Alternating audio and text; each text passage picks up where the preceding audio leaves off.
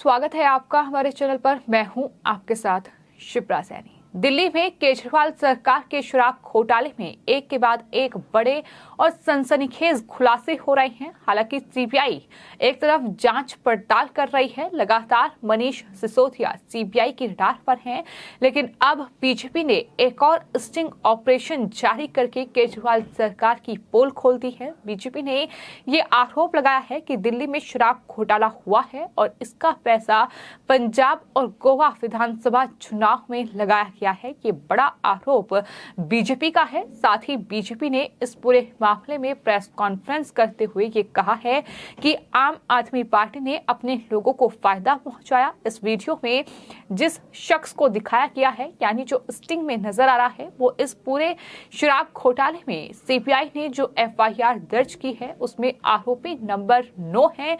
नाम अमित अरोड़ा है और अमित अरोड़ा इस तरह से बातचीत करते हुए कई बड़े खुलासे कर रहे हैं और उनका कहना है कि विजय नायर, अमन ढल, मैडम चड्डा, समीर और साथ ही अरुण पिल्लई, इन सब लोगों ने मिलकर शराब नीति बनाई है। ओबरॉय होटल में इनकी मीटिंग हुई और वहीं ये शराब नीति तैयार की गई। इतना ही नहीं, बीजेपी ने इस स्टिंग के आधार पर ही ये कहा है कि सरकार ने सारा धंधा 2 आदमियों को दे दिया। अमन ढल और अनंत वाइन्स को 10,000 करोड़ रुपए का धंधा दे दिया गया। ब्रिंडको के मालिक अमन ढल हैं और इंडो स्प्रिट के मालिक हैं समीर। मैडम चड्डा और महावीर लीकर और अरुण पिल्लई को फायदा पहुंचाया गया।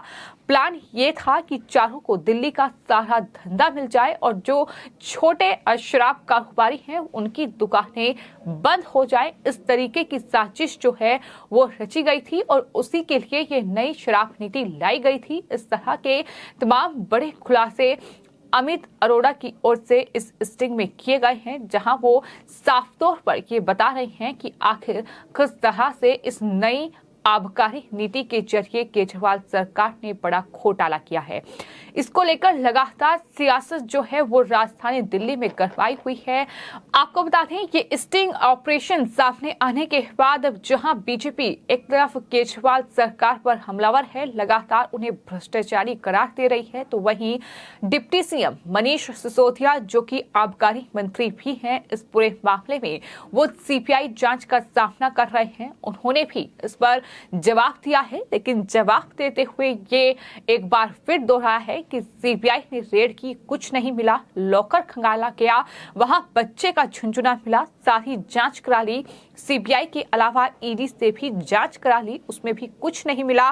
सो कॉल्ड स्टिंग इसको बताया है और कहा है कि सीबीआई को ये स्टिंग सौंपा जाए और उन्होंने चुनौती दे दी है बीजेपी को कि दरअसल 4 दिन के अंदर सीबीआई इस पूरे स्टिंग की जांच करे और अगर ये स्टिंग में कोई भी सच्चाई है तो उन्हें 4 दिन के भीतर सीबीआई अरेस्ट करे। ये उनकी तरफ से कहा गया है और साथ ही कहा है कि प्रधानमंत्री के दफ्तर से ये साजिश रची जा रही है।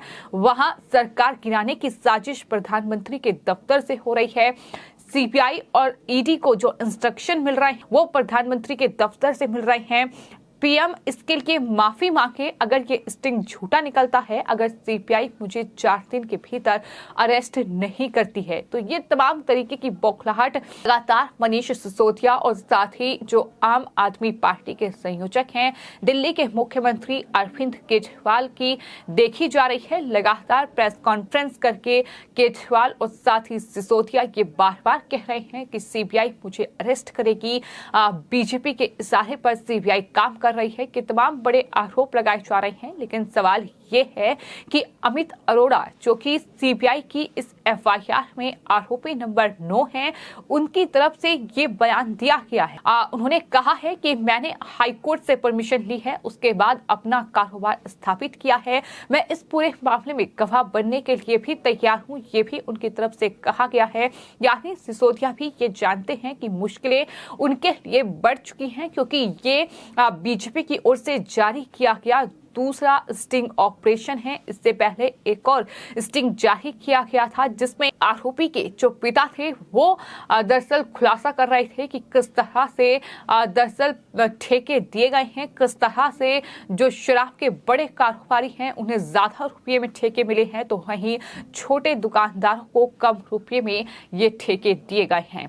तो नई आबकारी नीति के तहत जो तमाम नियम कायदे कानून बनाए गए थे, जिस तरह से शराब बेचने को खुली छूट दी गई थी राजधानी दिल्ली में, हालांकि बाद में वो आबकारी नीति भी वापस ले ली गई और राजधानी दिल्ली में पुरानी आबकारी नीति लागू कर दी गई। लेकिन उस नीति में कितना घोटाला हुआ है, इसको लेकर बीजेपी लगातार आम आदमी पार्टी को घेर रही है और अब इस स्टिंग को लेकर भी लगातार आम आदमी पार्टी के तमाम नेता, खासतौर पर राजधानी दिल्ली के जो बीजेपी नेता हैं, वो लगातार ट्वीट कर रहे हैं और उनका कहना है कि दरअसल ये किस से कितना पैसा केजरीवाल ने लिया है, किस प्रकार से घोटाले हुए, सारी चीजें अब उजागर हो गई हैं। पूरी की पूरी पॉलिसी घोटाले के लिए ही सिर्फ और सिर्फ तैयार की गई थी और इसी कड़ी में बीजेपी के नेता हरीश खुराना की ओर से ट्वीट किया गया है जिसमें उन्होंने लिखा है कि एक बार फिर अरविंद केजरीवाल एक्सपोज हो चुके हैं। देखें ये स्टिंग किस तरह शराब माफिया से मिलकर भ्रष्टाचार का खेल खेला गया। कुछ बोलना है सिसोदिया या फिर एक बार फिर बोलती बंद हो चुकी है, ये सवाल उनकी तरफ से किया गया है। प्रवेश साहिब सिंह की ओर से भी ट्वीट किया गया है जिसमें उन्होंने लिखा है कि मुख्यमंत्री अरविंद केजरीवाल और शराब मंत्री मनीष सिसोदिया के गुनाहों की पोर्टल खुल चुकी है।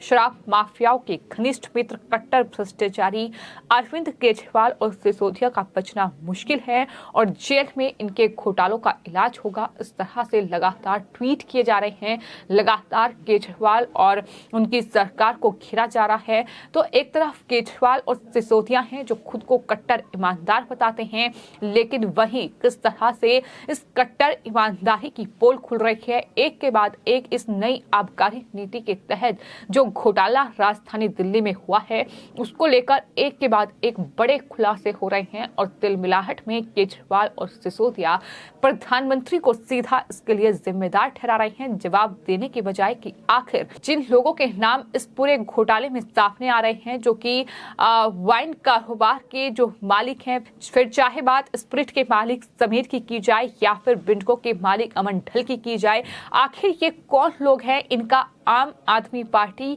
के नेता मनीष सिसोदिया से क्या रिश्ता है, आखिर क्या संपर्क है, ये इस तमाम सवालों का जवाब आम आदमी पार्टी के पास नहीं है। जो जाहिर तौर पर सवाल यही उठ रहा है कि क्या इन्हें फायदा पहुंचाया क्या, आखिर क्या कुछ जो रिश्ते हैं इन तमाम वाइन जो शॉप के मालिक हैं, जो वाइन कारोबार के मालिक हैं, इनके साथ हैं, जिन्हें ठेका दिया गया था, जिन्हें 10,000 करोड़ रुपए का धंधा दिया गया था, उनके साथ क्या रिश्ते हैं, इस पर जवाब नहीं है। लेकिन इसके बजाय तमाम तरीके से जो निशाना है वो सीधे मोदी सरकार पर साधा जा रहा है। और इतना ही नहीं, सीबीआई और ईडी ने इस पूरे मामले में अभी तक कोई बयान नहीं दिया है और ना ही सिसोदिया को क्लीन चिट दी है, लेकिन अरविंद केजरीवाल खुद ही सिसोदिया को क्लीन चिट दे रहे हैं। और अब अलम तो ये है कि सिसोदिया खुद ही ये कह रहे हैं कि मैंने कुछ नहीं किया है, सीबीआई और ईडी को कुछ नहीं मिला है, तो प्रधानमंत्री इसके लिए मुझसे माफी मांगे। तो ये हालात फिलहाल राजधानी दिल्ली में बने हुए हैं। फिलहाल आपकी इस पूरे मामले पर क्या राय है, हमें कमेंट बॉक्स में जरूर लिखें और चैनल को सब्सक्राइब करें। धन्यवाद।